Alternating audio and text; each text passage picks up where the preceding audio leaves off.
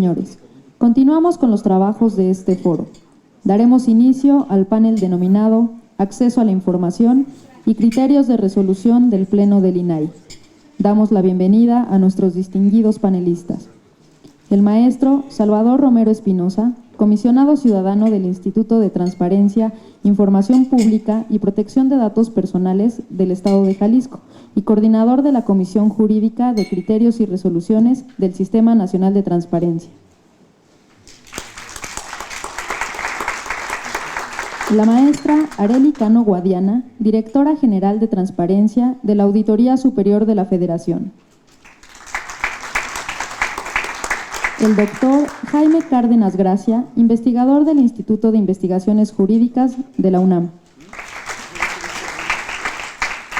Finalmente, como moderadora, la comisionada del INAI, doctora María Patricia Cursain Villalobos, a quien cedemos el uso de la voz.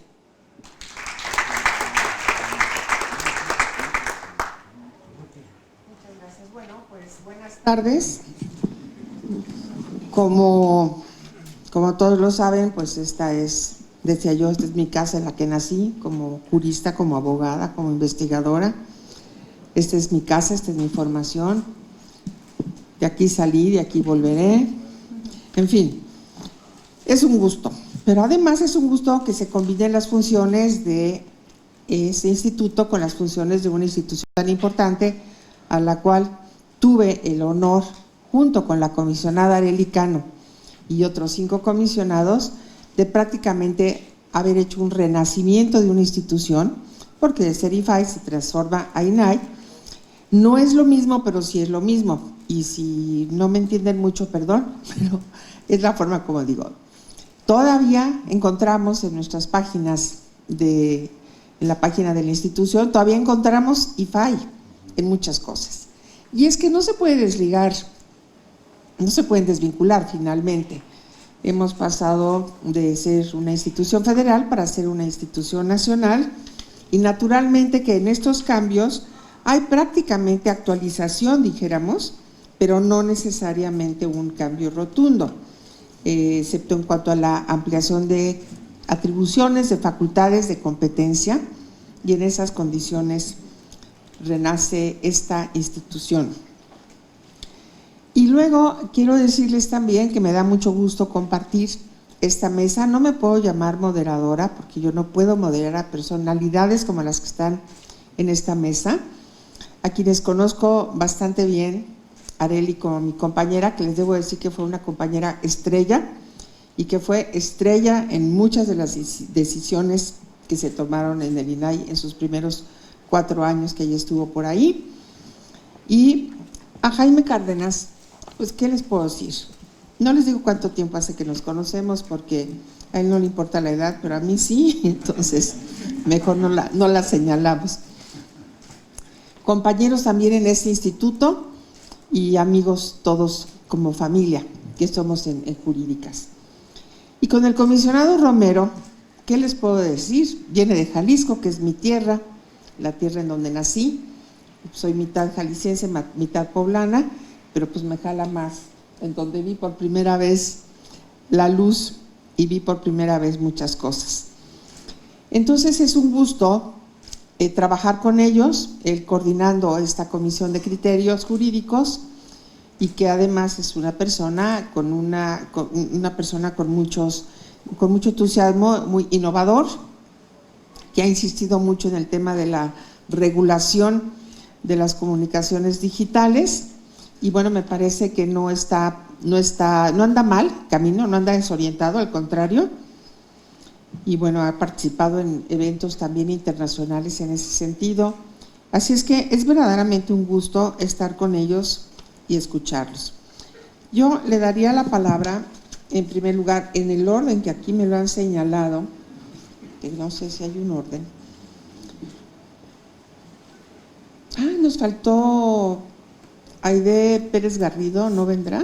No viene, correcto. Bueno, entonces tenemos en primer lugar al maestro Salvador Romero Espinosa, que como ya dijimos es comisionado del Instituto de Transparencia, Información Pública y Protección de Datos Personales del Estado de Jalisco. Ya dijimos también que coordinador de la Comisión Jurídica de Criterios y Resoluciones del Sistema Nacional de Transparencia. Él estudió la licenciatura en la Universidad de Guadalajara, es maestro en Derecho Público por la Universidad Panamericana y actualmente está cursando el doctorado en Derecho Electoral en el Instituto de Investigaciones y Capacitación Electoral.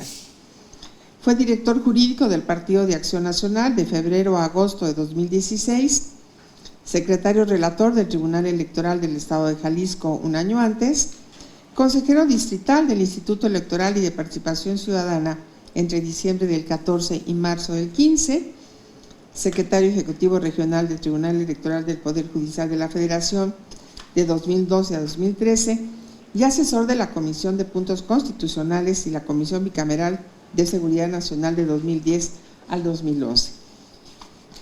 Entonces yo le pediría, por favor, al comisionado Romero, si nos hiciera favor de iniciar con su participación, en el entendido que estamos siguiendo el protocolo que nos han señalado, con una participación de 15 minutos, sí, una participación de 18 minutos, aquí estaba quitando 3, muy bien, y por favor, tienes ahí el micrófono, si eres tan amable de dar. El tema que estamos tratando ahora se trata de revisar casos relevantes en los cuales se han modificado o superado criterios que se hubieran tomado o que se hubieran hecho prácticamente al resolver recursos de revisión. Aquí nos señala, por ejemplo, el caso de Odebrecht y el de la condonación fiscal, asuntos pues, de gran relevancia. Y tenemos aquí algunas preguntas, pero ustedes estas ya las tienen, yo no las quisiera hacer. Y por favor, comisionado Romero, adelante. Gracias. Bueno, sí, muchas gracias, comisionada. Pues antes que nada, agradecer la invitación de los organizadores de ese foro, de los comisionados y comisionadas que integran el INAI, en particular del comisionado Oscar Guerra y, por supuesto, de la comisionada Patricia Cursain y del presidente del propio instituto, y saludar también a los compañeros aquí del panel y a todo el público que nos acompaña. Bueno, efectivamente, pues nos hicieron llegar una serie de preguntas orientadoras y objetivo orientador para abordar los temas de esta última mesa del día. Ya sabemos que ya deben estar un poco cansados y con hambre, entonces vamos a tratar de ser muy concisos y muy directos en las exposiciones o en mi exposición. El tema de los criterios, me voy a enfocar yo particularmente pues en lo que yo tengo más experiencia o en lo que yo he tenido, digamos, relación con los criterios que emite el INAI, los criterios de interpretación que emite el INAI y que emitía anteriormente el otrora IFAI.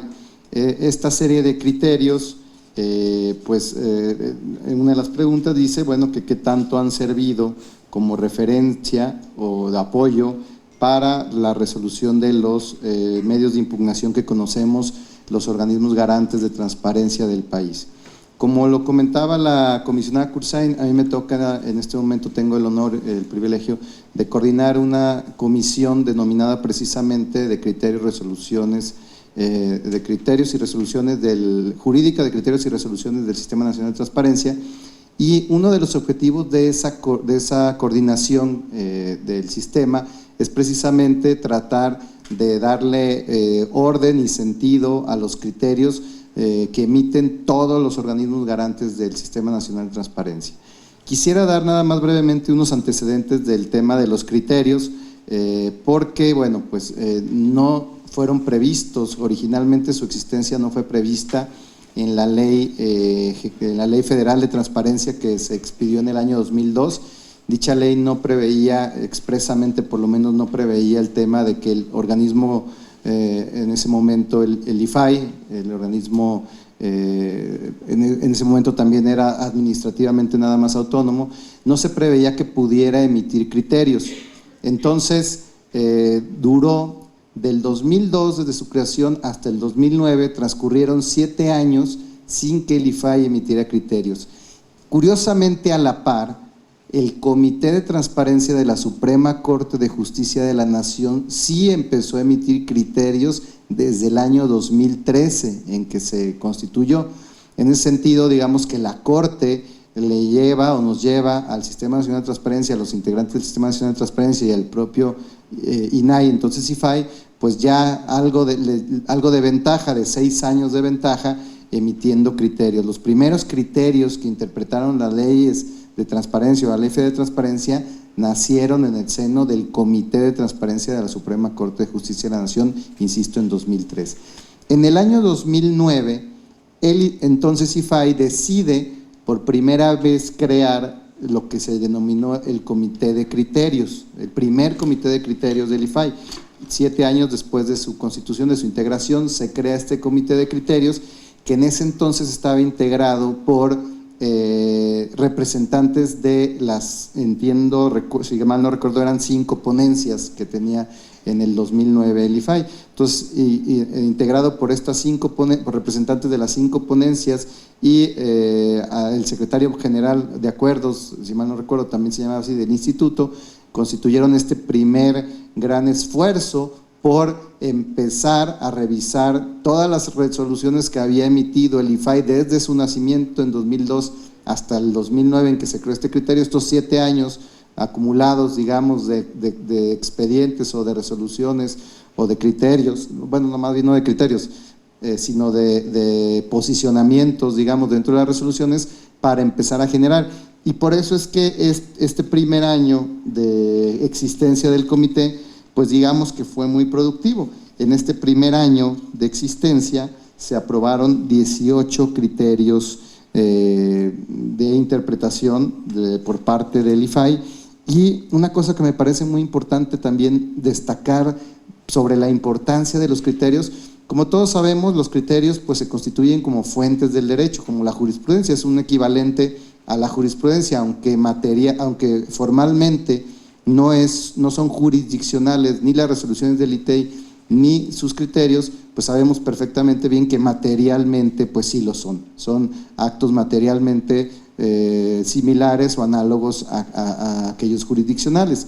Y yo creo que este es un ejercicio que pudiera pues explorarse o extenderse a detalle en alguna investigación de algún tema a lo mejor académico, porque es muy interesante que de estos, insisto, primeros 18 criterios que se emiten en este primer año, primer año de funcionamiento del Comité de Criterios del IFAI, de esos 18 criterios, prácticamente todos, con excepción de 6 criterios, o sea, 12 de esos 18 criterios acabaron convirtiéndose en ley, acabaron siendo tomados en cuenta para incorporarse en la Ley General del 2015, 6 años después de su emisión. Entonces, si alguien me dice o me pregunta o me cuestiona sobre si son relevantes o importantes, o es un trabajo que vale la pena realizar la emisión de criterios, bueno, pues aquí está este primer gran ejemplo, ¿no?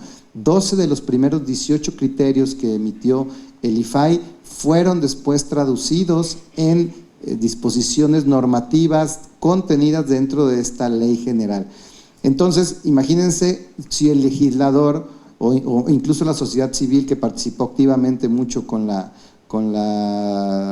Cámara de Diputados y con el Senado para la expedición de esta ley en el 2015, si no hubieran existido esos criterios, hubiera sido mucho más complicado que pudieran rescatarse estas resoluciones o estos sentidos de las resoluciones del IFAI, porque difícilmente se iban a poner a buscar en los miles y miles de expedientes que año con año resuelve el órgano nacional.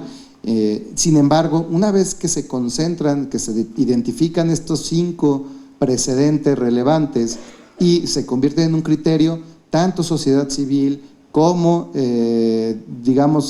propios diputados, legisladores, como el propio organismo garante tiene mucho más y mejores herramientas para poder incidir de manera positiva, naturalmente, en la legislación y en las posteriores reformas. Todo el mundo sabemos que pues el derecho vigente, lo que se prevé en las leyes, pues muy difícilmente está o se puede conservar actualizado, ¿no? Y más en una materia como esta, que es tan nueva, que es tan novel y que todos los días se está explorando camino, todos los días se está, abriendo en algún estado del país, o se está conociendo en algún estado del país algún asunto del que no hay ningún precedente y se está tratando de identificar la forma de resolverlo. Como bien comentaba la comisionada Kursein, a mí, por ejemplo, en Jalisco me tocó estar resolviendo en Jalisco desde el año, empecé en 2016, temas pues relacionados con el entorno digital, ¿no? Concretamente me ha tocado resolver sobre temas de historiales de navegación y más recientemente en 2017 y 18 sobre redes sociales, sobre el uso de las redes sociales y las implicaciones de las redes sociales para la difusión de información pública como, digamos, fuentes formales de generación de información pública. Entonces, es un ejemplo de que todos los días se están emitiendo criterios. En el ITEI, en Jalisco, ya tenemos criterios sobre esas materias, tenemos criterios precisamente sobre cuándo se puede considerar que una cuenta de redes sociales constituye una fuente de acceso a información pública, y esos criterios después los llevamos a la Comisión Jurídica y los empezamos a transformar en una serie de políticas que al final se denominaron políticas generales para la difusión de información pública mediante redes sociales digitales. Y todo surgió de una serie de resoluciones, pero que no hubiera tomado el impacto ni la fuerza suficiente si no la hubiéramos convertido en un criterio. Ese criterio fue el que a final de cuentas se volvió mediático en Jalisco, hubo entrevistas, hubo foros, hicimos un foro sobre ese criterio el año pasado, en el marco de la Feria Internacional del Libro. Entonces, y todo eso se debió al impulso generado por un criterio, digamos, emanado en este caso del órgano garante de Jalisco. Entonces, bueno, pues yo con estos datos pues quisiera ya aterrizar, ¿no?, en que actualmente, ¿cuál es la realidad actual de los órganos garantes del país?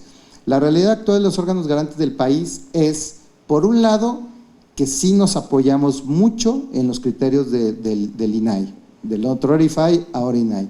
Entonces, el INAI tiene una doble responsabilidad cuando emite criterios, porque si bien no son vinculantes, es decir, formalmente no nos obligan a tomarlos en cuenta ni a nosotros ni a los sujetos obligados de nuestras entidades federativas, materialmente sí nos marcan una pauta muy importante.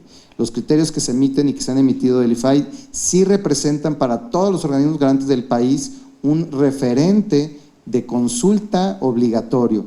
Entonces, y por lo tanto, insisto, el IFAI, ahora INAI tiene esa doble responsabilidad, porque por un lado asume la responsabilidad que implica el criterio, en el sentido de que lo va a volver vinculante para todos los sujetos obligados que dependen o cuya potestad les corresponde vigilar en la federación, y por otro lado porque en cascada van a sentar probablemente también en casi todos los organismos garantes del país algo materialmente obligatorio.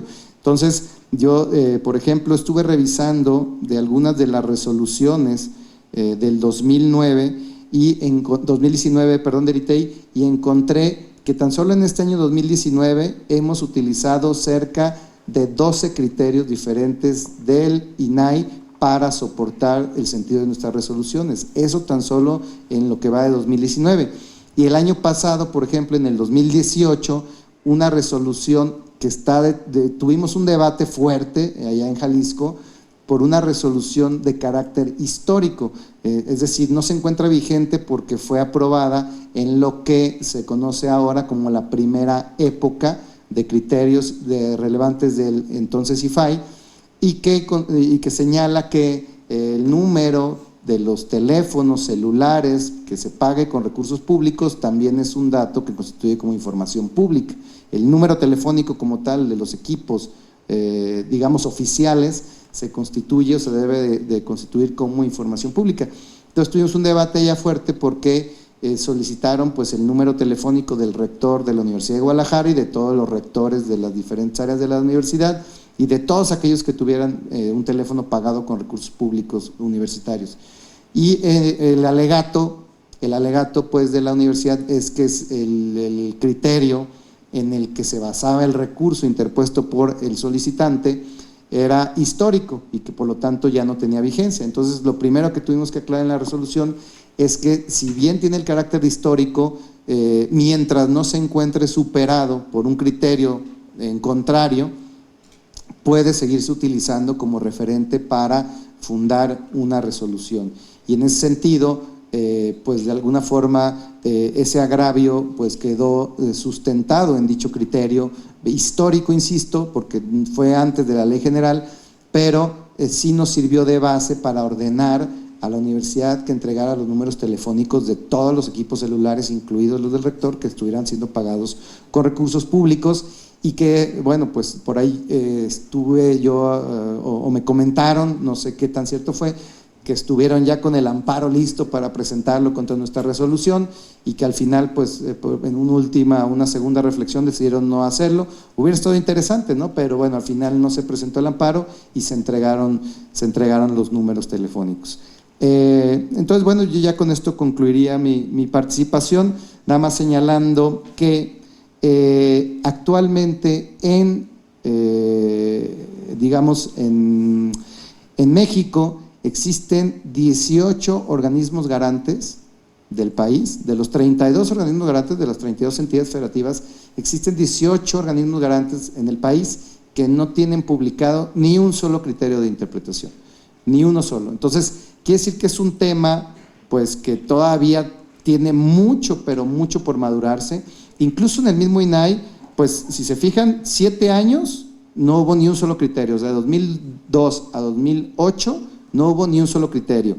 Regresaron en 2011, perdón, empezaron en 2009, 10 y 11 y nuevamente se detuvieron, si mal no recuerdo, de 2010 se fueron hasta el 2013 y cuando en el 2014 nuevamente se expidió la nueva ley, nuevamente se detuvieron hasta el 2017, que emitieron el que está actualmente vigente. Actualmente se encuentra vigente desde agosto de 2016 los lineamientos del Comité de Criterios del INAI. Y desde que se emitió este nuevo criterio, este nuevo lineamiento, cambió la estructura. Actualmente ya no hay representantes de las ponencias.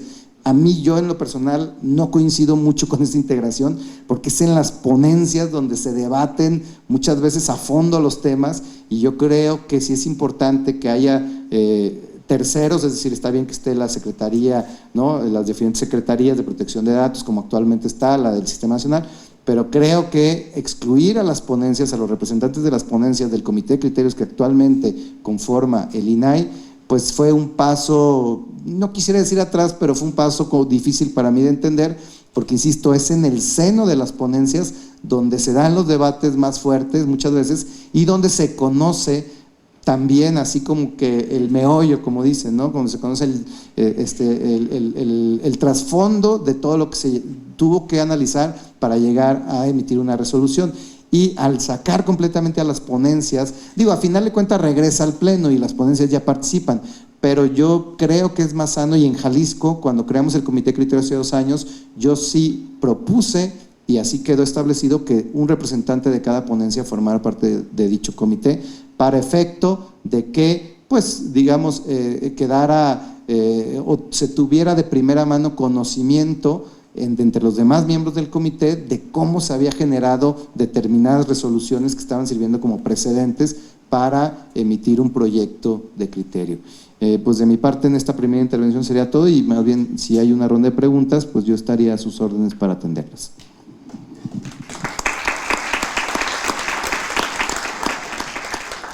Muchas gracias, comisionado Romero. Quiero solamente hacerle, tiene usted toda la razón y estoy de acuerdo con lo que ha señalado. Nada más le quiero decir que en realidad nuestras ponencias sí participan porque entre ellos discuten y porque después cada uno de los que han discutido el tema, o los secretarios o el jefe de ponencia, lo comenta con su comisionado. Y entonces las propuestas muchas veces vienen de parte de ellos, exactamente. Entonces sí, tal vez no sería conveniente pues hacer este tipo de comité con la participación oficialmente, pero sí materialmente pero materialmente sí, por supuesto, están completamente involucrados ahí. Bueno, muchas gracias, muy interesante por este relato, esas experiencias y estas reflexiones, y por la experiencia propia de de la institución de Jalisco. Yo ahora le pediré que la maestra Arely Cano nos haga favor de tomar la palabra. A ella, ¿qué les puedo decir? Ya dije que fue fundadora y comisionada por 4 años en el INAI con un criterio jurídico. Yo les confieso que muchas veces decía, cuando había que revisar algo, ya lo revisó y lo firmó la comisionada Cano. Bueno, pues entonces yo también lo voy a firmar. en las épocas en que hay mucho trabajo y demás. Una persona con una gran responsabilidad, con un gran sentido de lo que significa el acceso a la información y la protección de datos personales. Ella estudió Derecho aquí en nuestra universidad y es maestra en Administración Pública por el INAP. Ella coordinó las comisiones de normatividad de datos personales, la de vinculación y promoción de derechos en el mismo instituto. Antes fue comisionada ciudadana del Instituto de Acceso a la Información Pública y Protección de Datos Personales de lo que era el Distrito Federal y coordinadora jurídica en la Conferencia Mexicana de Acceso a la Información Pública, que se llamaba o conocida como COMAIP. También se desempeñó como directora de Transparencia, Servicios y Trámites en la Delegación Miguel Hidalgo y como asesora jurídica en el Instituto Electoral del Distrito Federal. Arely es licenciada en Derecho por esta universidad, además de todos los estudios que tiene. Ha centrado su actividad especialmente en temas de transparencia, como lo dice su propia historia laboral, también en el tema de archivos, por supuesto en Derecho Electoral y partidos políticos, en los cuales ha sido conferencista en diversos foros especializados.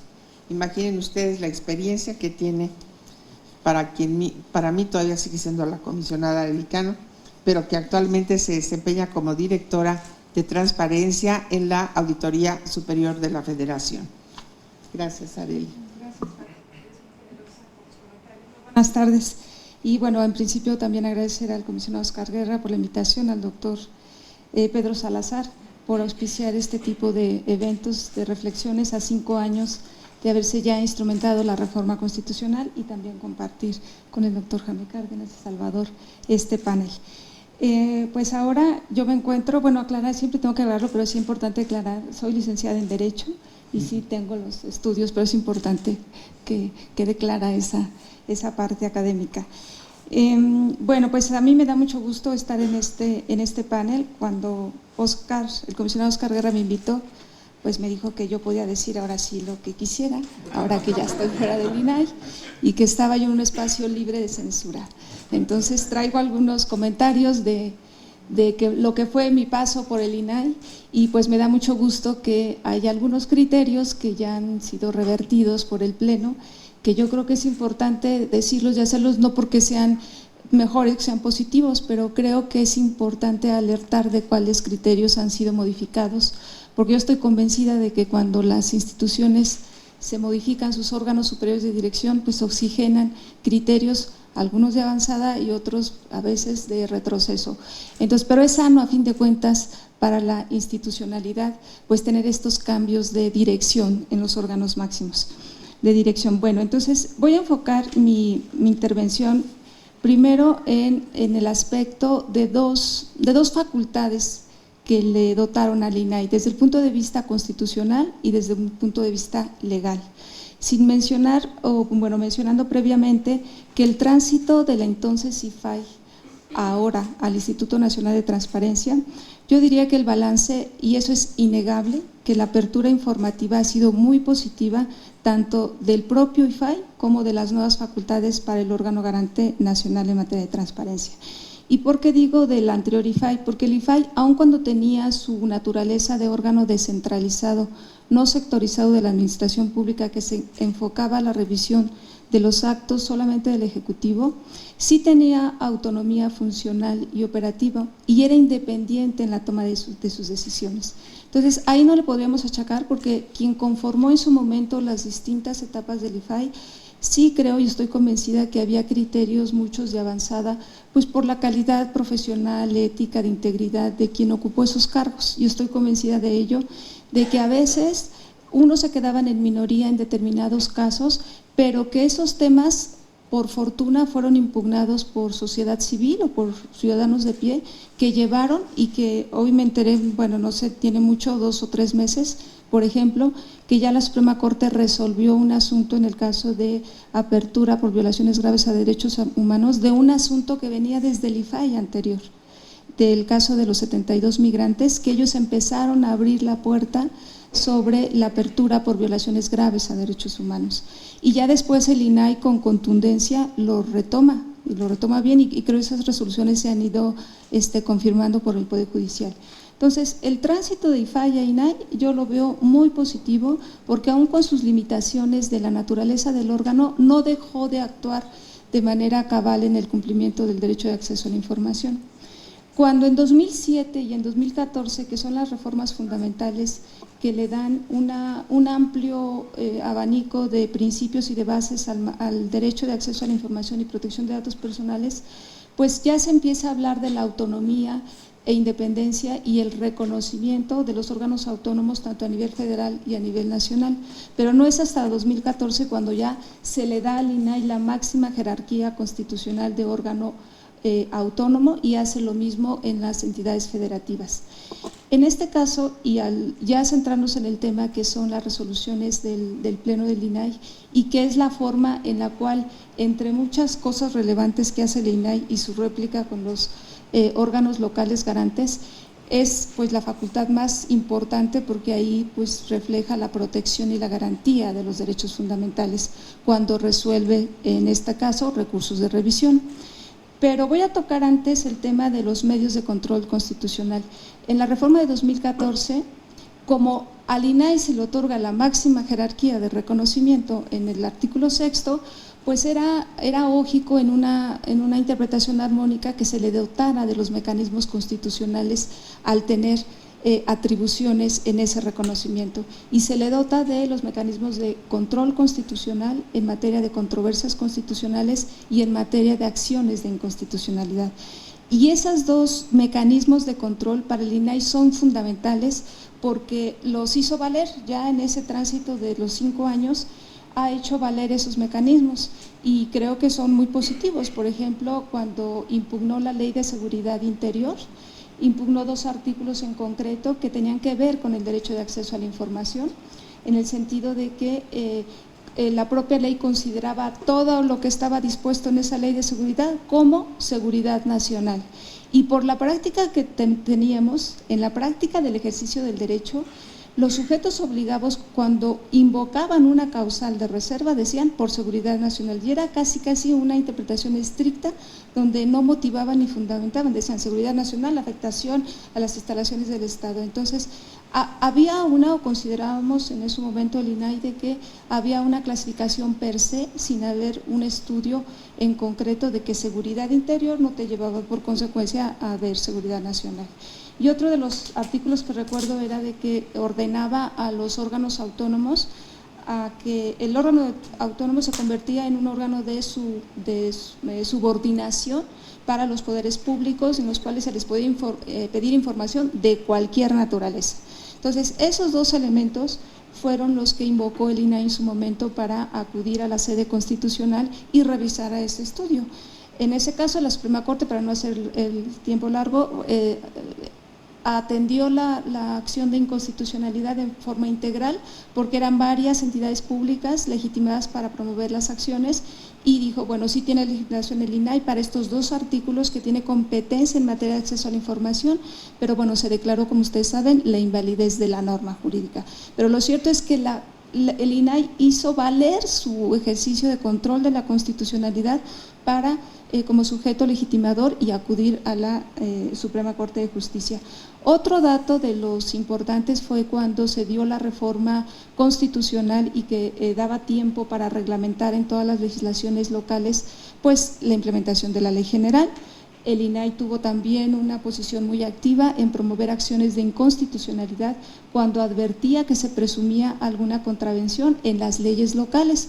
Y creo que también el balance fue positivo porque hubo presión política, porque muchas de esas acciones, política en el sentido de lo local, porque muchas de las acciones que promovió el INAI en su momento se sobreseyeron porque el legislativo local atendió de manera puntual esas consideraciones o hallazgos normativos que pudiesen tener tenido una vulneración.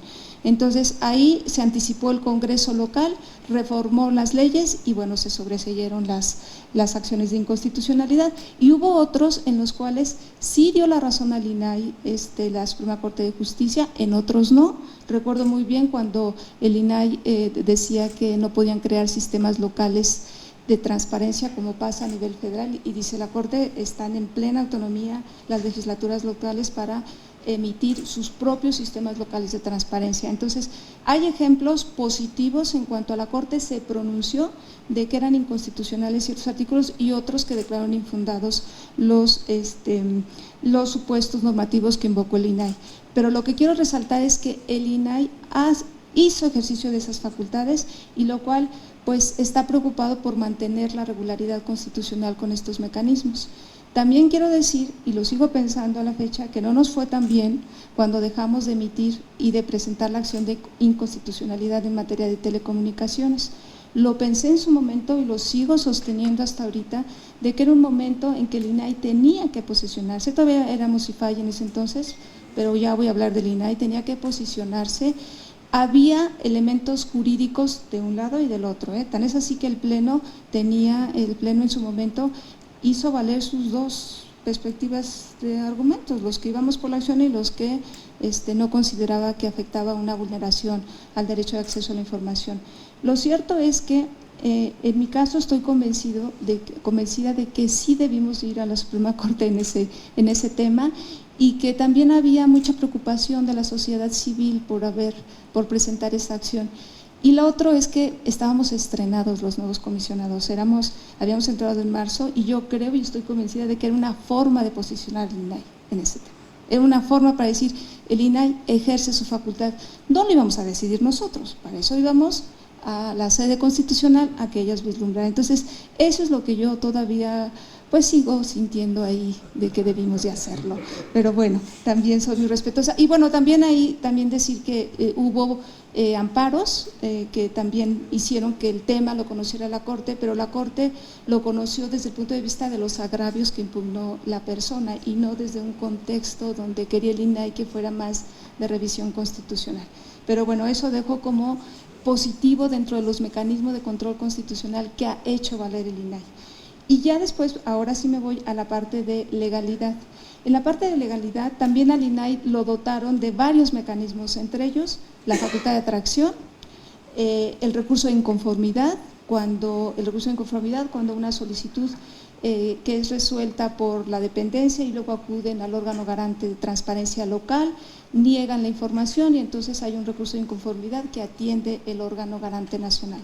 En este caso, pues se presentaron varios recursos en el tránsito del que yo estuve en el INAI, y nosotros, bueno, en muchos casos sí hubo pues votos muy minoritarios. Creo que ya por los últimos antecedentes que revisé ya se ha revertido el criterio, en el sentido de que en el momento que a mí me tocó, yo consideraba que había una interpretación restrictiva del ejercicio del derecho, porque por negativa se entendía como no te doy la información.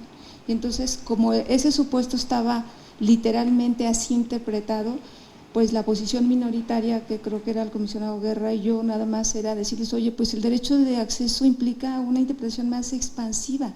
O sea, si hay una negativa implica que pues, se pueden quejar de que no te entregaron en la modalidad que querías, que no te entregaron en tiempo, que fue incompleta la información, o sea, muchos supuestos que arropan la negativa de la información, que yo me quejé porque no abrió el archivo, pero entonces ya lo pudiste abrir, entonces ya se declara sobrecimiento, o sea, varias causales que arropan la propia negativa. Sé que ahora, por los últimos precedentes que revisé, ya se revirtió ese criterio y ahora hay por mayoría, o creo que unanimidad, es que la negativa se amplía de manera potencial para garantizar el ejercicio del derecho.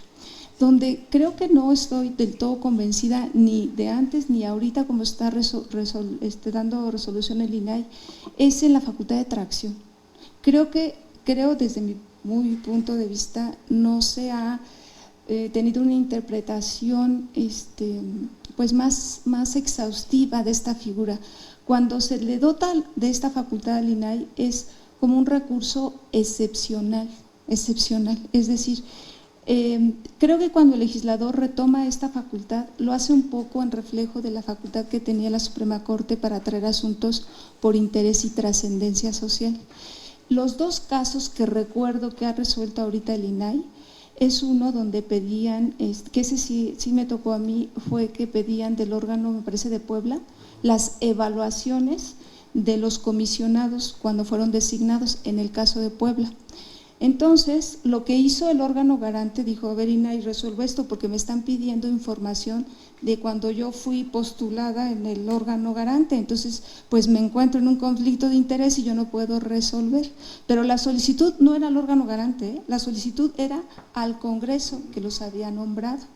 Entonces, en ese momento el INAI dice facultad de atracción, y sí, efectivamente, el interés y la trascendencia deriva en que los comisionados del órgano garante local no pueden resolver ese conflicto porque entonces váyase al INAI, y en el INAI en ese momento sí tuvo la razón de que se actualizaban los supuestos de interés y trascendencia.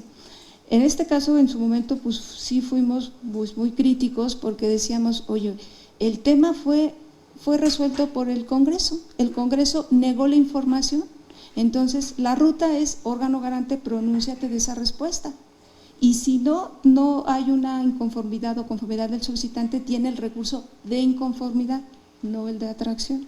Y si hay conflicto de intereses, pues hay otras leyes administrativas que resuelven eso, como es el marco jurídico en materia de responsabilidad administrativa.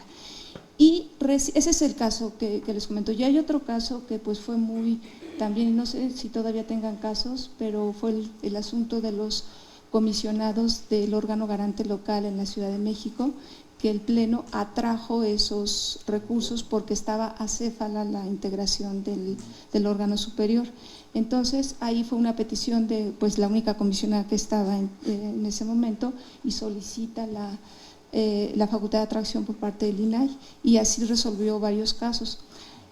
En mi opinión, pues digo, ahí sí, pues fíjense, 1000 casos, ahí creo, y es también un punto de vista de que sí habría que agotar todas las vías jurídicas y hasta políticas para activar la integración del órgano. No nos mueve la cabeza el comisionado Guerra, pero no me tocó ninguno, ya no me tocó ninguno de esos asuntos de la Ciudad de México, pero creo que la trascendencia y el interés se consolidó, razonó, porque el órgano legislativo responsable de nombrar a los comisionados no lo hizo.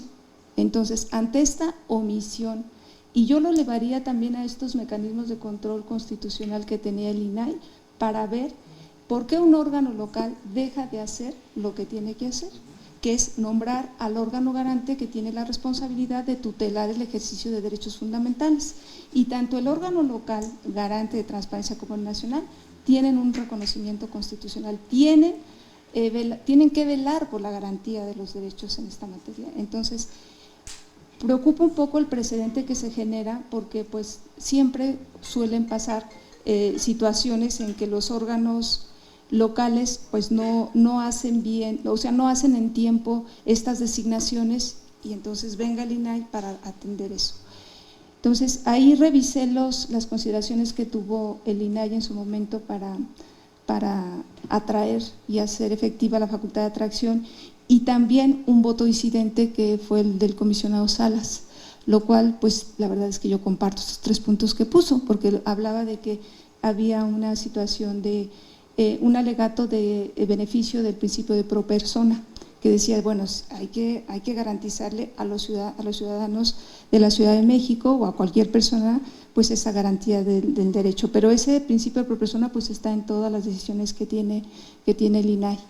Y el otro era el respeto al ámbito de competencias de los niveles de gobierno, tanto federal como local. Y el otro que incorporaba era que no se actualizaba de manera concreta los supuestos de interés y trascendencia que el propio Sistema Nacional de Transparencia pues el propio INAI había emitido en sus propios criterios para hacer efectiva esa facultad de atracción.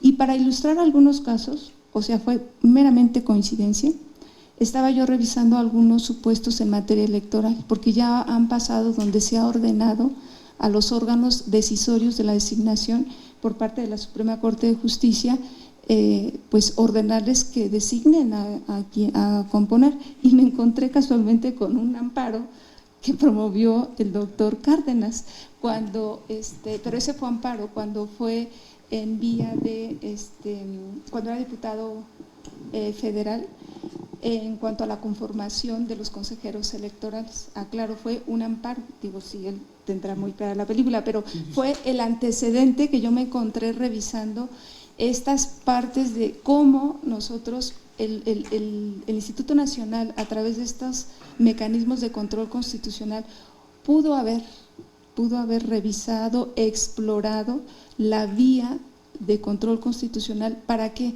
Porque la finalidad es mantener la regularidad constitucional. Esa es la finalidad que tienen estos mecanismos de control. Y si al INAI le toca velar por la garantía de derechos y también al Congreso local vía la designación de quien integra los órganos garantes, podríamos haber explorado el mecanismo de controversia. Eso hay que analizarlo, porque lo que ha hecho la Suprema Corte de Justicia en materia de controversia no se ha limitado a tener una interpretación estricta de resolver controversias por invasión de competencias entre una entidad u otra, sino su criterio, cada vez que se han presentado, como ha sido muy efectivo este mecanismo, ha ampliado su criterio de interpretación la Corte para tener posibilidad de tener un criterio mucho más amplio, de no solamente yo te invado competencia, Estado, Federación, poderes, sino también dejar de hacer lo que te toca. Eso también ha vislumbrado en la parte de la Corte. Entonces, esas partes son las que yo todavía sigo en revisión de estas facultades que ha hecho el INAI en esa materia, y la otra pues es el recurso de inconformidad, que ha sido sumamente efectivo. Y bueno, ya finalmente termino con algunos otros criterios de legalidad que yo advierto que en el caso del INAI han tenido avances importantes. Ya en materia de combate a la corrupción, pues se han abierto casos como el que nos planteaban aquí en la mesa del caso de Odebrecht, que ha caminado paulatinamente la interpretación. Antes decíamos en varios recursos que era información reservada porque no estaba designado la fiscal, ahora fiscal, y que bueno, ya hubo ese nombramiento. Después el INAI caminó hacia la apertura por interés público, y recientemente dio una resolución que ya abrió por haberse actualizado la causal de no reserva en materia de actos de combate a la corrupción. Entonces, creo que ahí va sentando camino el INAI en esa materia, y bueno, en violaciones graves a derechos humanos ni qué hablar, porque ahí sí la Suprema Corte de Justicia ha dado la razón de que el INAI en primera fase puede permitir el acceso a la información cuando se trata de violaciones graves a derechos humanos, y eso también son actos muy positivos que fortalecen la autonomía e independencia en la toma de decisiones del órgano garante. Entonces, bueno, esos son, y yo hago un balance sumamente positivo de estos mecanismos que ha hecho el INAI de interpretativos en materia de los dos derechos. Ahora, nada más compartir un último razonamiento que decía el comisionado Salvador. Ahora que yo estoy por una cuestión de experiencia profesional del otro lado, le decía yo a Pati que ahora yo recibo los coscorrones del INAI, ahora cuando se nos modifican o se nos revocan decisiones, pero sí, con los sujetos obligados sí es necesario, la verdad, la emisión de criterios, porque se vuelve consistente la forma de comportamiento hacia el interior de las áreas administrativas. Entonces, uno puede hacer un esfuerzo enorme cuando están en unidades de transparencia o de comités, pero sí es importante que se interioricen las dependencias ciertos criterios, pues hasta que me lo diga el INAI. Si me lo dice el INAI, sí. Entonces, sí, eso sí es importante, esa relevancia sí es. Entonces, recientemente sacaron un acuerdo donde vienen varios criterios, pero sí tiene que ser una tarea constante para ayudar a los entes públicos a perfilar la trayectoria del derecho de acceso a la información. Es la única sugerencia que puedo hacerles. Gracias, muy amables.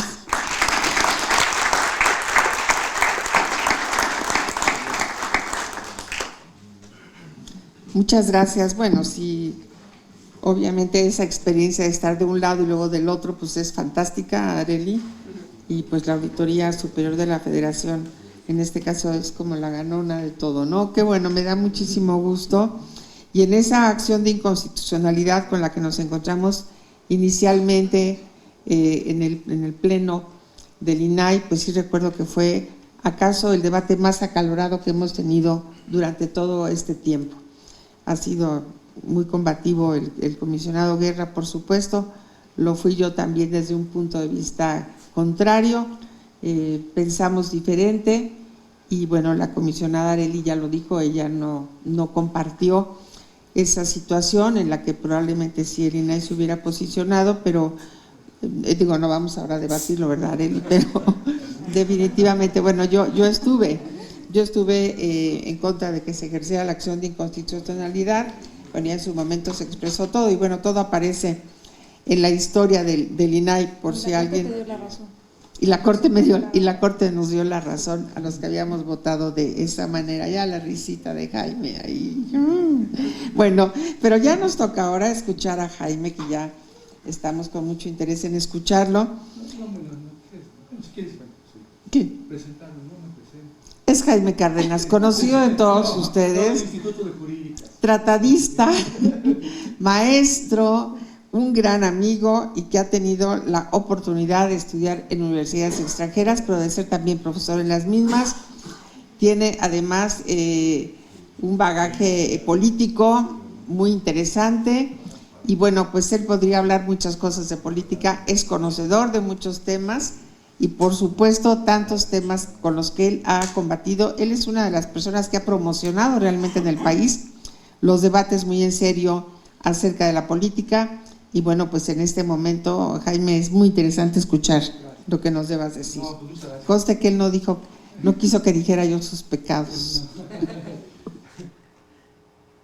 Muchas gracias al INAI, muchas gracias obviamente a mi instituto, muchas gracias a los comisionados, Oscar Guerra, Patricia Cruzain, desde luego a los miembros de la mesa.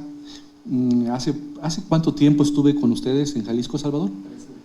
Sí, este año me invitaron a Jalisco, en Tlaquepaque.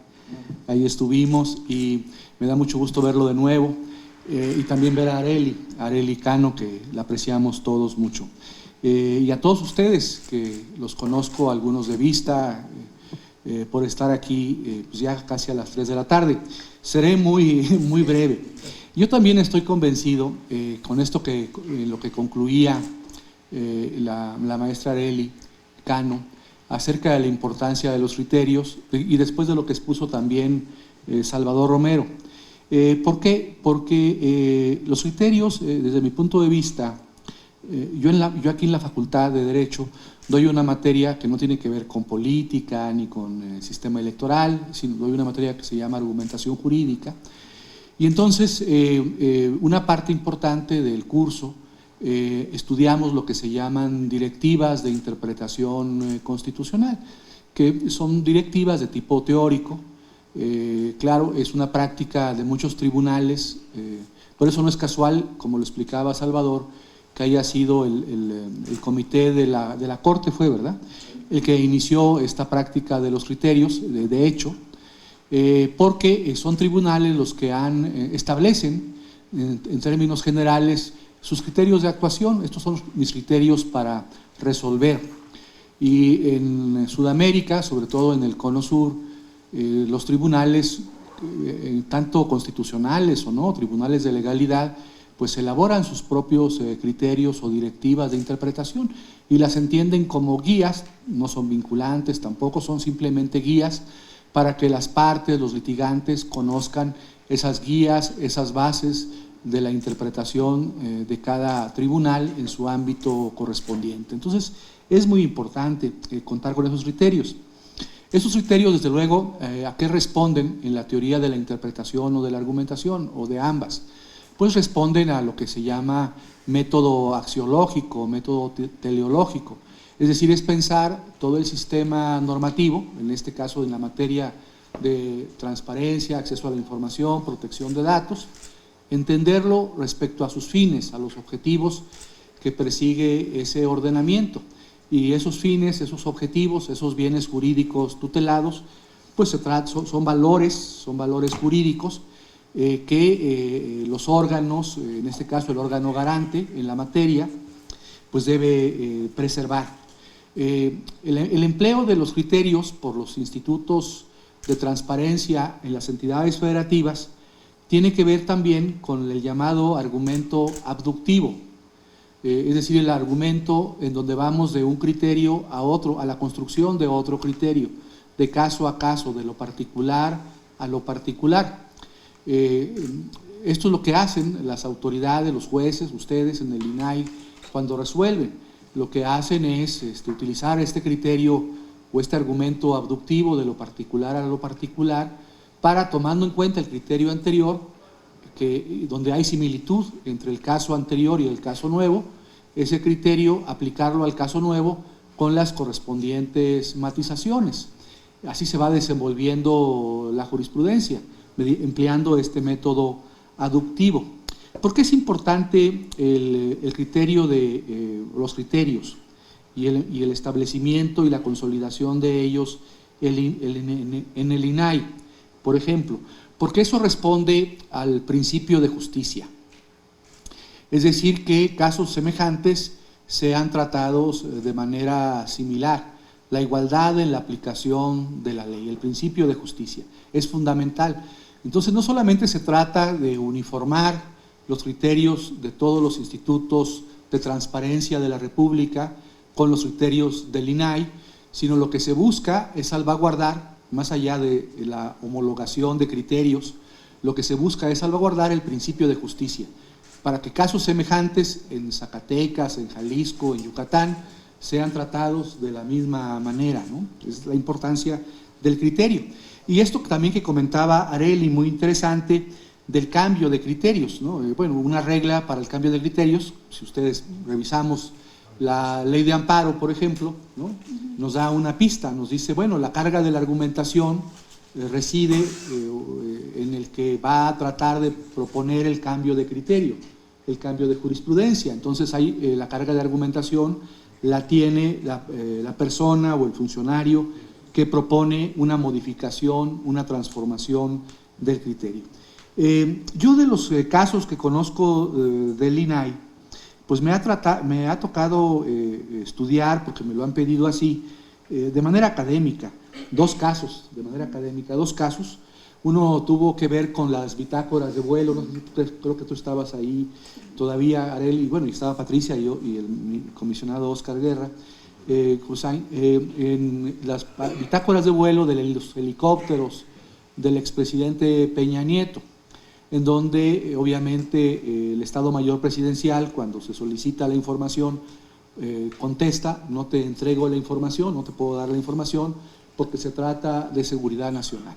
Y el INAI hizo un razonamiento muy claro, muy concreto, tal vez no muy doctrinal, pero sí, a mí me gustó ese razonamiento, porque señaló el INAI, pues con mucha claridad, que pues no se acreditaba en ninguna violación a la seguridad nacional, porque la autoridad, el sujeto obligado, no demostraba que de darse a conocer la información se afectaría la vida o la seguridad del presidente de la República, de su familia o de los acompañantes en los vuelos que realizaba el presidente en los helicópteros, y que por lo tanto, salvaguardando los datos personales, podría tener acceso el solicitante de la información a la bitácora de vuelos de los helicópteros del presidente Peña Nieto. No sé en los hechos si se cumplió o no la resolución del INAI.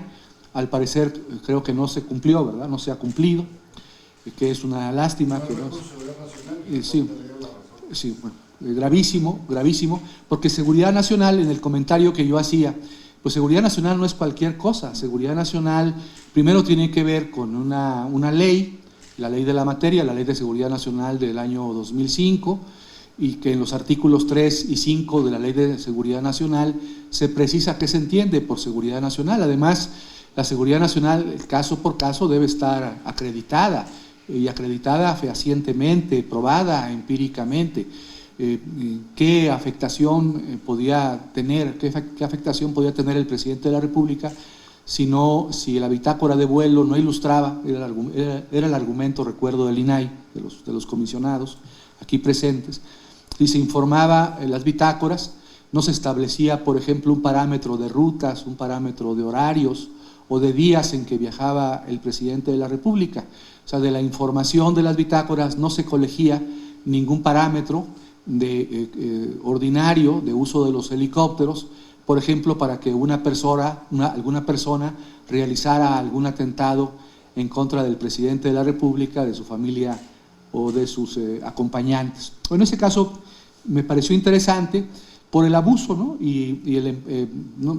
Me están diciendo que la Corte no le concedió la razón al INAI, el abuso en ese concepto de seguridad nacional para negar el acceso a la información. Y ahora me acaban de pedir que conviera dos asuntos donde los tres participaron, ¿no? Que tienen que ver con sindicatos como sujetos obligados. Uno tiene relación con los acuerdos que celebró el Sindicato Mexicano de Electricistas con el gobierno en la Secretaría de Gobernación, donde el solicitante de la información pues quería conocer los anexos de esos acuerdos en Gobernación para saber a qué tipo de indemnizaciones o de prestaciones había acordado la Secretaría de Gobernación en beneficio de los trabajadores del ESME que comparecieron en esos acuerdos.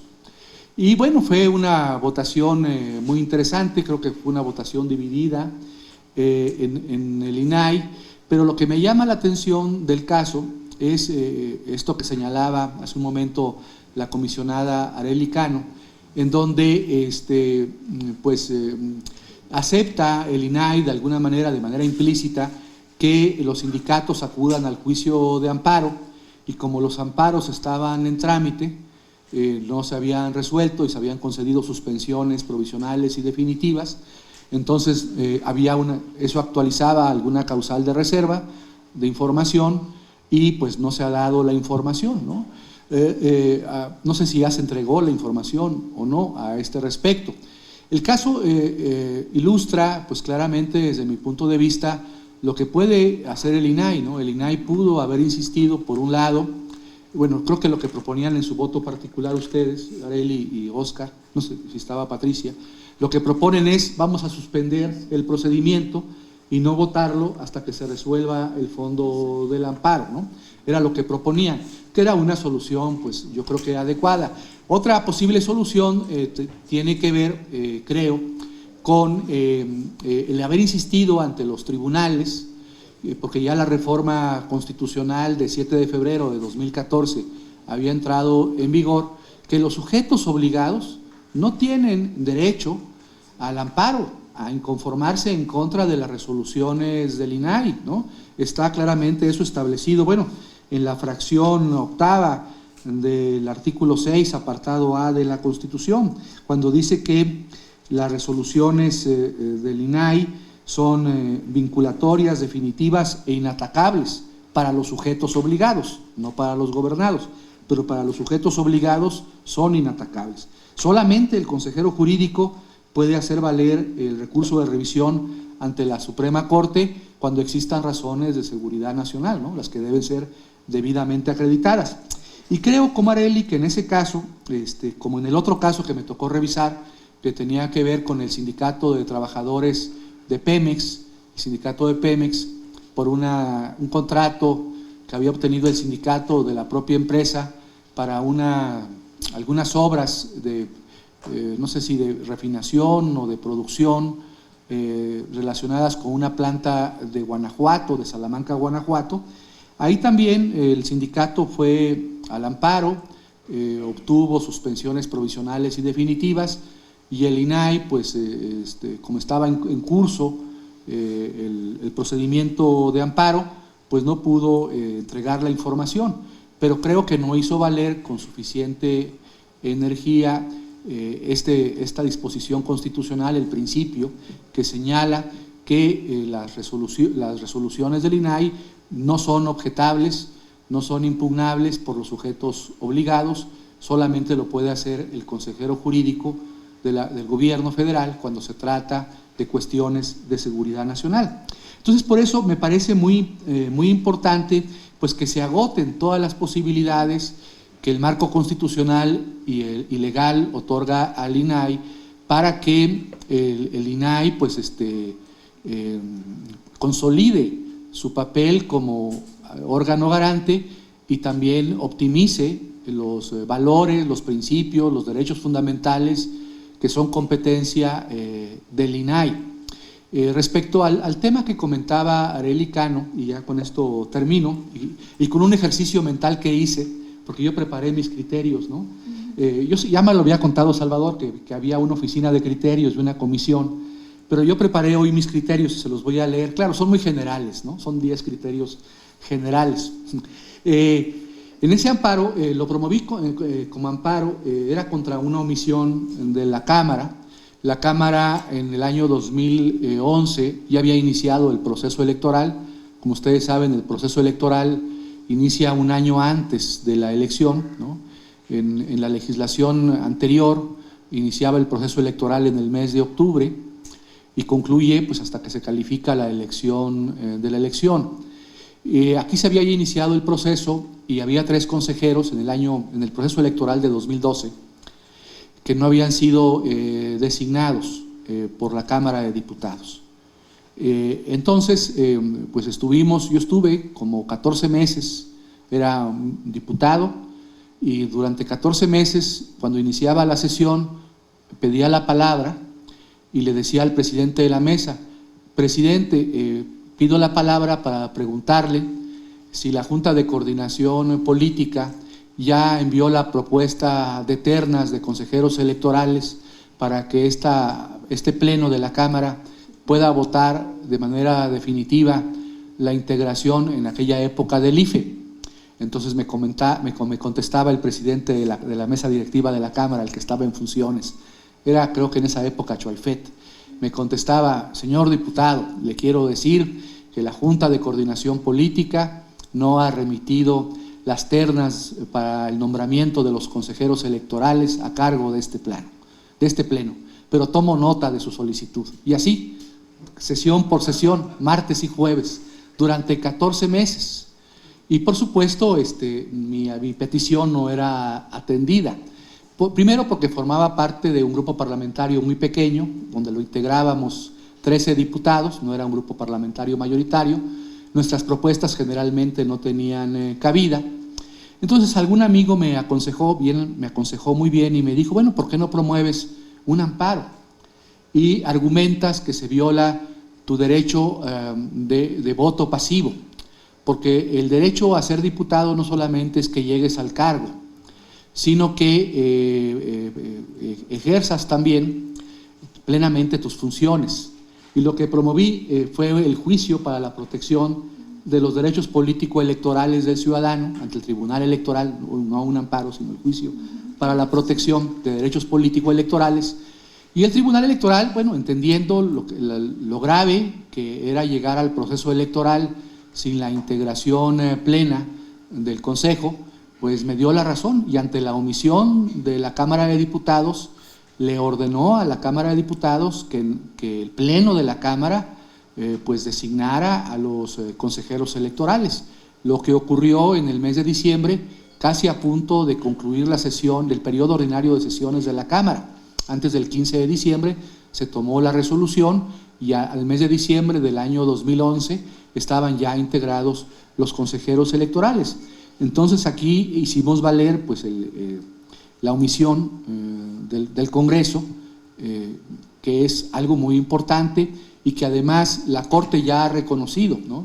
Por ejemplo, en el amparo, ese sí amparo muy interesante, en contra de la Ley General de la ausencia del Congreso por no emitir la Ley de Comunicación Social, la Ley de Propaganda Gubernamental, ordenó al Congreso que el Congreso emitiera la Ley de Propaganda Gubernamental, que se conoce como Ley General de Comunicación Social, que por cierto es una ley muy mala, pero el Congreso tuvo que aprobarla, porque el Congreso la Suprema Corte ha reconocido que la omisión legislativa absoluta da lugar a permite, es posible la promoción de amparos para colmar esa omisión legislativa absoluta.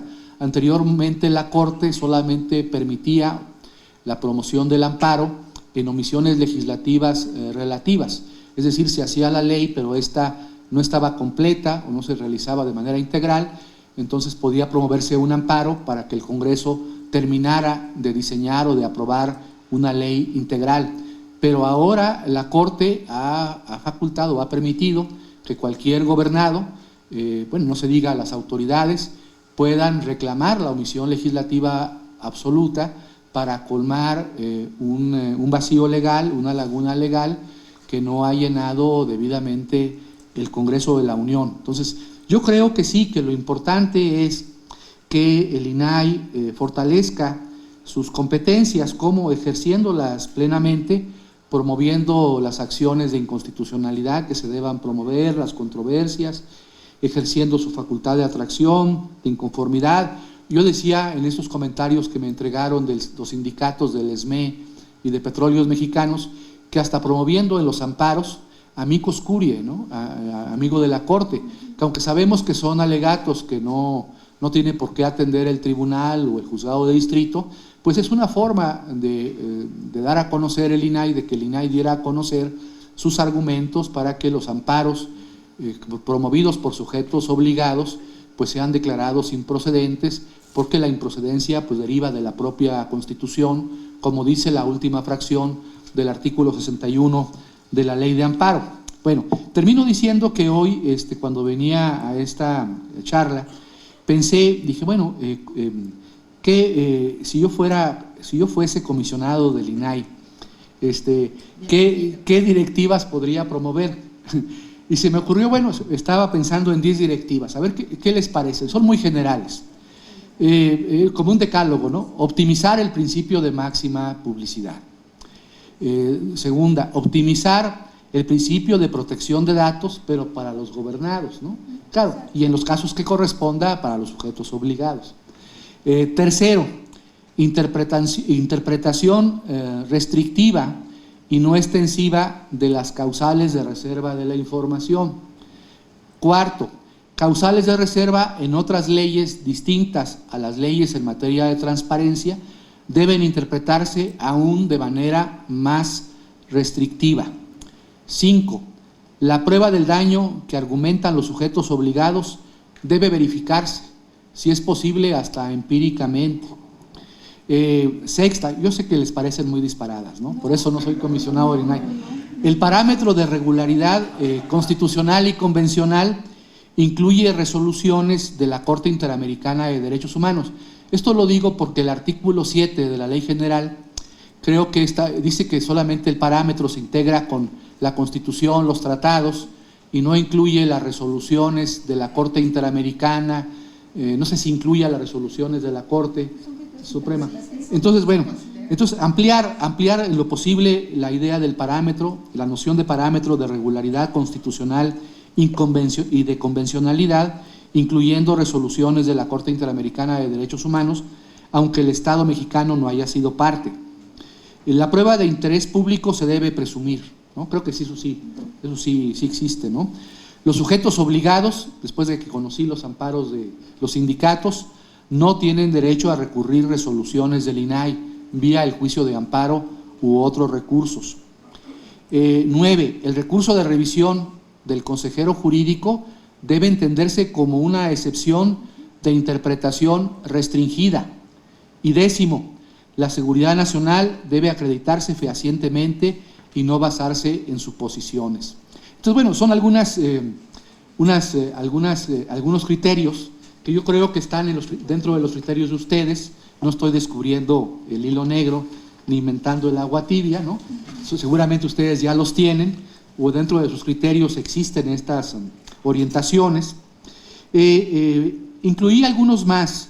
Por ejemplo, incluí el tipo de motivación de las resoluciones del INAI, y esto me pareció interesante. Supongo, por lo que he visto de algunas resoluciones del INAI, que la motivación fundamentalmente es normativa y fáctica, pero he visto que pocas veces, ¿no? Esto pasa con todas las autoridades del país, comenzando por la Corte Suprema o la Suprema Corte de Justicia. No realizan una motivación axiológica, o sea, los bienes jurídicos tutelados en cada caso, lo que deben tutelarse en cada caso concreto, ni una motivación consecuencialista, ¿no? Esa decisión que emite o que puede emitir el INAI, qué consecuencias para el ordenamiento jurídico trae aparejada y qué consecuencias puede implicar para la vida en sociedad cualquier resolución del INAI. En las teorías de la interpretación se aconsejan al menos estos 4 tipos de motivación: motivación normativa, motivación fáctica, motivación axiológica y motivación consecuencialista, además de la motivación lógica.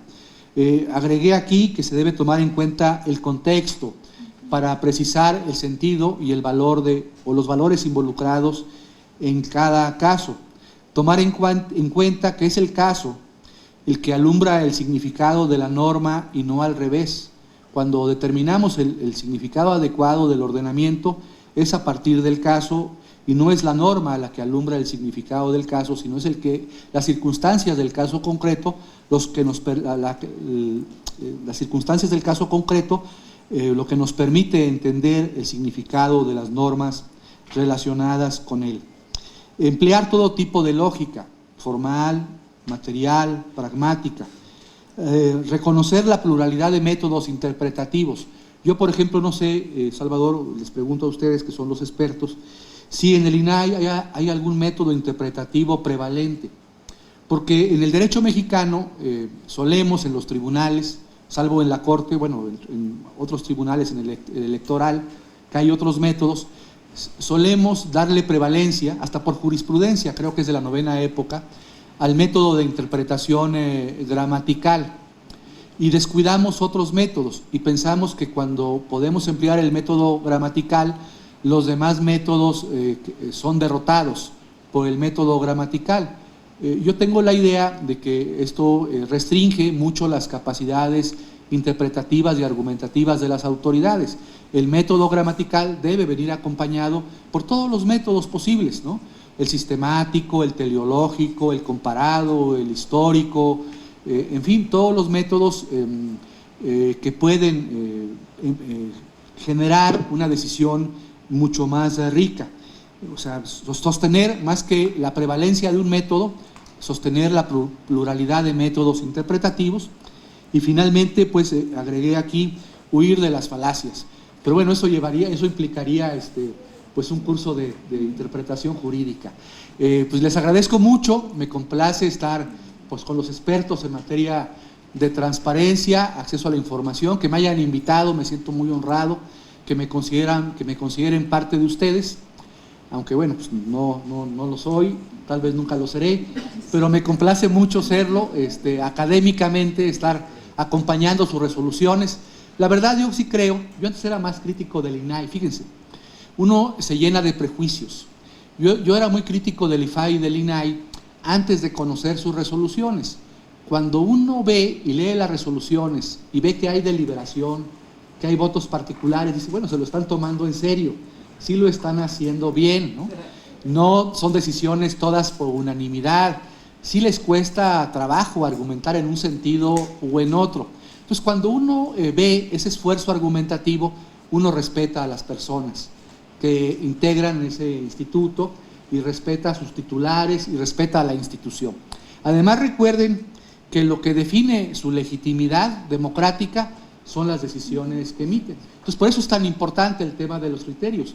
La única legitimidad democrática que tiene el INAI es la fortaleza de sus decisiones. Entonces, ahora ya no soy tan crítico con el INAI, sigo siendo, pero ya no soy tan crítico con el INAI y respeto mucho el trabajo que han hecho, lo que han construido en estos años, al igual que el IFAI, ¿no? Como decía Arel, al igual que el IFAI, yo creo que se ha ido construyendo una cultura de transparencia, de acceso a la información y de protección de datos, que en México no existía, ¿no? La primera ley se emite en el 2002, entra en vigor en el 2003, estamos hablando de muy pocos años y hay ahora en la sociedad mexicana una cultura muy importante en estas materias. Pues les agradezco mucho su invitación y ya hemos terminado. Gracias.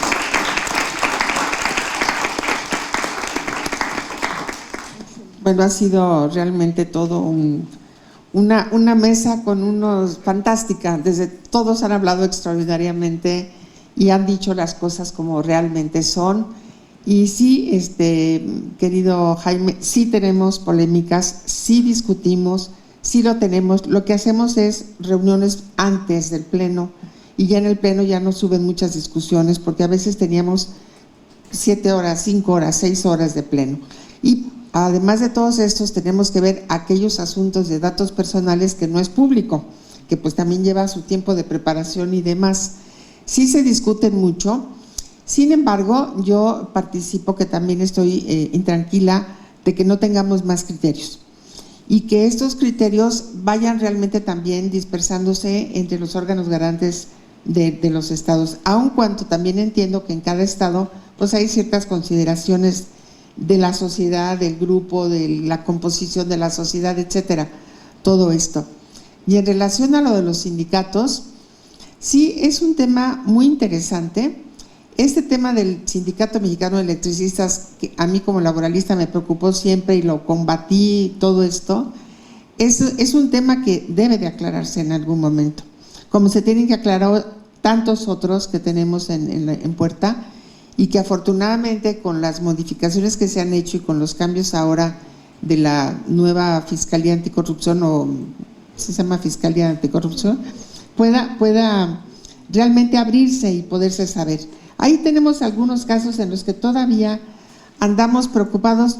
Normalmente, te digo, yo disiento mucho de los criterios de mis compañeros en muchos aspectos, sobre todo en aquellos de aspecto laboral, como si las empresas de outsourcing son o no son sujetos obligados o no lo son, si los empleados de ellos son empleados de la institución, etcétera, otros muchos. Pero te platico que en el caso de Pemex, y hay que decirlo, lamentablemente, cuando la institución, cuando la empresa recibía solicitudes de información respecto del sindicato, ellos mismos le avisaban al sindicato para que se ampararan.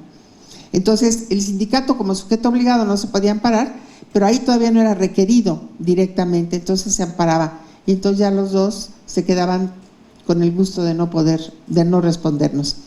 Ha sido muy alentador todo lo que han dicho. Jaime, muchas gracias por tu orientación, ha sido muy interesante. Ojalá que platiquemos otro día más a fondo o más largo o lo que sea. Bueno, yo creo que se podría tener una suerte de… Ya lo tiene, ¿no? Académicamente, pues no sé, como un seminario para discutir cada mes alguna resolución relevante, o cada 2 meses, 2 o 3, y discutirlas académicamente en el INAI o aquí en el instituto. Yo creo que eso ayuda mucho, tanto al INAI, a los secretarios de Estoy Cuenta, o no sé cómo se llaman, los asesores. ¿Cómo se llaman asesores? Secretarios de ponencia, y ayuda mucho también a los institutos de transparencia de los estados. Sí. Mira, Jaime, lamentablemente cada día, nada más te platico, no sé cuánto es lo que nos ha aumentado de trabajo, Oscar, tú que te sabes todos los números. 60%. Tenemos 60% más. Hoy en la mañana que me estaba viendo con Joana unos asuntos, me estaba diciendo, es el recurso 13,511. Le dije, no, ¿cómo crees? Estás equivocada en el número. 13,511. ¿Cómo crees? No pasaban antes de 1,000 o tal. 13,000. Le dije, no puede ser. Me dijo, no, doctora, si vamos por 14,000. No puede ser, la verdad. Entonces, ojalá que si tuviéramos tiempo, pero sin embargo, te voy a decir, ahorita nos está comiendo la prisa por contestar en tiempo, que ese es un peligro, porque puedes contestar mal, se te pueden escapar muchas cosas. El otro es que sí tenemos diferencias de criterios y tal vez sí necesitamos discutirlos un poco más entre nosotros. Y yo termino nada más diciendo, Jaime, ojalá estuvieras ya no entre nosotros, porque yo ya en marzo me vengo, pero si quieres déjame aquí tu cubículo y tú vete para allá. Muy bien. No, sí, no, ya sé, yo sé que no, pero ojalá. No, pero mira, lo que sí es importantísimo es que nuestro personal en las ponencias definitivamente tiene que tener una preparación mayor en argumentación. No tenemos cómo valorar pruebas. Es difícil que te determinen los daños de interés de prueba de daño, porque de verdad no todos saben. y todos son muy jóvenes, no tienen tampoco mucha experiencia. Eso es muy, muy importante. Y si tú un día vas, te invitamos, si nos haces favor de dar una plática, por lo menos con las personas de mi ponencia, no sé, los demás comisionados pueden invitar a sus ponencias también. Oye, pues sería extraordinario, de verdad. Muchísimas gracias, muchas gracias a todos ustedes.